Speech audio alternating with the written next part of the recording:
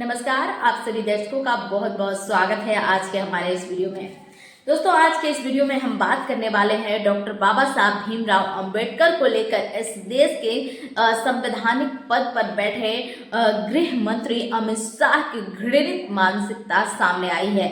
जी हाँ दोस्तों, यूं तो दलितों के हक और अधिकार की बात करते हैं, यूं तो डॉक्टर बाबा साहब अंबेडकर के ऊपर फूल माला चढ़ाते हैं, लेकिन जब बात बाबा साहब भीमराव अंबेडकर की बात आई तो उनकी घृणित मानसिकता सामने आई है। दोस्तों, आपको बता दें, देश का संविधान लिखने वालों में से सबसे बड़ी भूमिका निभाने वाले डॉक्टर बाबा साहब भीमराव अंबेडकर के नाम पर आज भी खूब राजनीति की जाती है। जी हाँ दोस्तों, क्योंकि उनके नाम से सीधे दलित वोट बैंक जुड़ा है और जिसे साधने के लिए देश के सबसे बड़ी दो पार्टियां भारतीय जनता पार्टी और कांग्रेस में संसद से लेकर सड़क तक जंग चलती रहती है, कभी आरक्षण को लेकर तो कभी दलितों पर अत्याचार को लेकर। लेकिन दोस्तों, आप सभी जानते हैं कि इन दोनों पार्टियों में से दलितों का हितैषी कोई भी नहीं है, क्योंकि दलितों पर अत्याचार होता है तो इन दोनों पार्टियां हमेशा चुप्पी साधे रहती है। अभी एक फैशन हो गया है, अंबेडकर अंबेडकर अंबेडकर अंबेडकर अंबेडकर अंबेडकर। इतना नाम अगर भगवान का लेते तो 7 जन्मों तक स्वर्ग मिल जाता।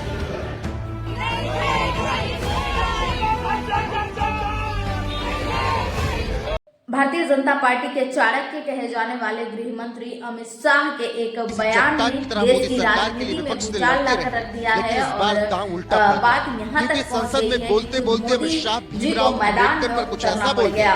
जहाँ दोस्तों, तो वही दलितों की सबसे बड़ी नेता बहन कुमारी मायावती ने मैदान में उतर गई है और भारतीय जनता पार्टी से कांग्रेस अंबेडकर अंबेडकर अंबेडकर अंबेडकर अंबेडकर अंबेडकर। इतना नाम अगर भगवान का लेते तो 7 जन्मों तक स्वर्ग मिल जाता। मंशा जो उनके दिमाग में है कि विपक्ष से उनकी जो लड़ते रहे मनुस्मृति की आइडियोलॉजी है इस बार वो और आरएसएस की आइडियोलॉजी जो है अमित शाह डॉक्टर बाबा साहब दर्शाता है कि ऐसा बोल गए कि मामला बाबा साहब अंबेडकर के संविधान को विपक्ष ने बवाल कर दिया और बात अमित शाह की स्थिति तक पहुंच गई। हम अभी एक फैशन हो गया है, अंबेडकर अंबेडकर अंबेडकर अंबेडकर अंबेडकर अंबेडकर। इतना नाम अगर भगवान का लेते तो 7 जन्मों तक स्वर्ग मिल जाता। वो मंशा जो उनके दिमाग में है कि उनकी जो मनुस्मृति की आइडियोलॉजी है वो और आरएसएस की आइडियोलॉजी जो है वो दर्शाता है कि वो वो बाबा साहब अंबेडकर के संविधान को रेस्पेक्ट नहीं देना चाहते हैं। उसीलिए हम वो कंडेम करते हैं और इस ढंग से अगर वो बात करते रहेंगे सारे हिंदुस्तान में आग लगेगी कि बाबा साहब अंबेडकर का अपमान कोई सहन नहीं करेगा। अगर उनको अपने जगह से इस्तीफा देना चाहिए और ऐसे अपमान कोई पार्टी कोई देश का आदमी स्वीकार नहीं करता। खड़गे जी मेरा इस्तीफा मांग रहे हैं, इनको आनंद होता है तो शायद मैं दे भी दूं, मगर इससे इनकी समस्या का अंत नहीं है। अभी 15 साल तक कम से कम उनको वही जगह पे बैठना है जहां वो बैठे हैं। खड़गे साहब। जी हाँ दोस्तों, डॉक्टर बाबा साहब भीमराव अंबेडकर पर संसद में दिए गए बयान से मोदी सरकार कितनी बुरी तरह से फंस गई, यह इसी बात से समझ सकते हैं कि खुद पीएम मोदी को इस मामले पर सफाई देनी पड़ गई। दोस्तों सुनिए, प्रधानमंत्री नरेंद्र मोदी क्या कुछ कहते हुए नजर आ रहे हैं। संसद में अमित शाह जी ने डॉक्टर बाबा साहब भीमराव अंबेडकर का अपमान करने और SC/ST समुदायों की अनदेखी करने के कांग्रेस के काले इतिहास को उजागर किया है। अमित शाह ने जो तथ्य स्पष्ट किए हैं उससे कांग्रेस भौचक्की रह गई। यही कारण है कि वो अब नाटकीयता में लिप्त हो गए हैं। कांग्रेस के लिए दुख की बात यह है कि लोग सच्चाई जानते हैं। हम जो कुछ भी हैं वो बाबा साहब डॉक्टर भीमराव अंबेडकर के कारण है। हमारी सरकार ने पिछले दशक में डॉक्टर बाबा साहब भीमराव अंबेडकर के दृष्टिकोण को पूरा करने के लिए अथक प्रयास किया है।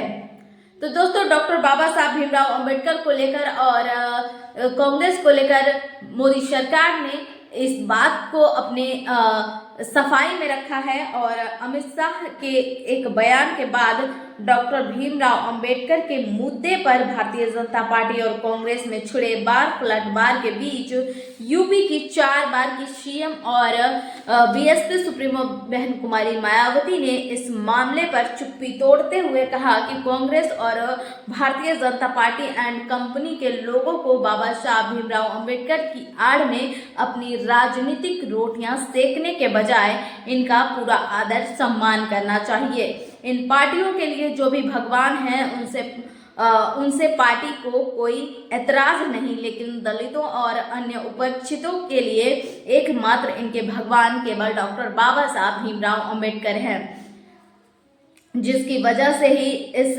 वर्गों को जिस दिन संविधान में कानूनी अधिकार है तो उसी दिन इस वर्गों को 7 जन्मों तक का स्वर्ग मिल गया था।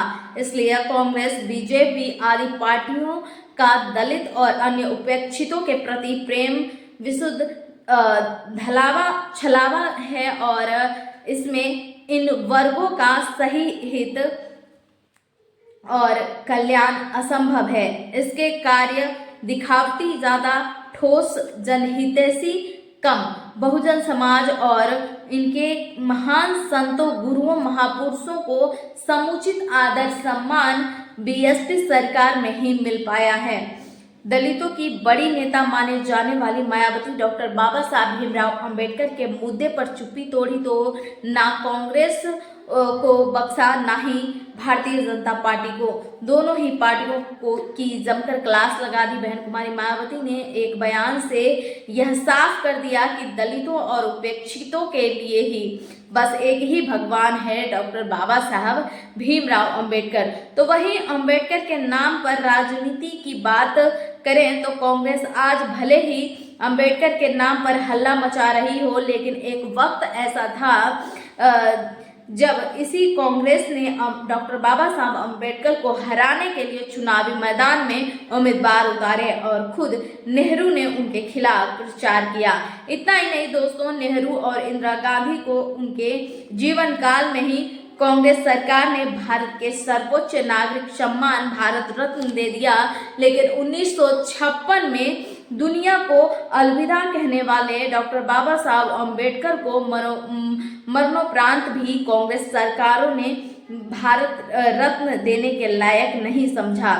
साल 1990 में जब कांग्रेस सत्ता से बाहर हुई तब जाकर बीपी सिंह की सरकार ने उन्हें भारत रत्न दिया और आज यही कांग्रेस मोदी सरकार पर अंबेडकर के बयान का आरोप लगाकर उन्हें इस्तीफा मांग रही है। विवाद के बाद प्रेस कॉन्फ्रेंस कर अमित शाह ने क्या कुछ कहा, आइए आपको सुनाते हैं। लेकिन दोस्तों यहाँ पर भारतीय जनता पार्टी और कांग्रेस ये दोनों एक सिक्के के 2 पहलू हैं। ना कांग्रेस दलितों की हितैषी चाहती है, ना भारतीय जनता पार्टी दलितों की हितैषी चाहती है। देश में और भी कई सारे मुद्दे हैं, लेकिन यहाँ पर सिर्फ और सिर्फ आरक्षण और दलितों पर अत्याचार को लेकर मुद्दे उठाए जाते हैं और सड़कों पर बवाल किया जाता है। गरीबी, महंगाई, बेरोजगारी तमाम मुद्दे हैं, लेकिन इन सभी पर कोई बात नहीं करता है।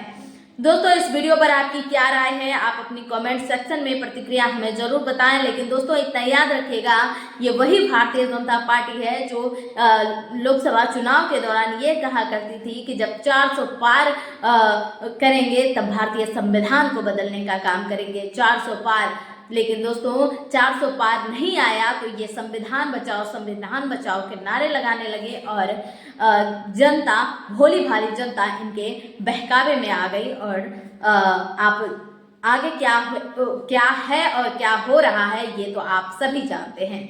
आप अपनी प्रतिक्रिया राय कमेंट सेक्शन में जरूर बताएं। मिलेंगे नेक्स्ट वीडियो के साथ, तब तक के लिए आप सभी से इजाजत चाहती हूँ। नमस्कार, जय भारत, जय संविधान।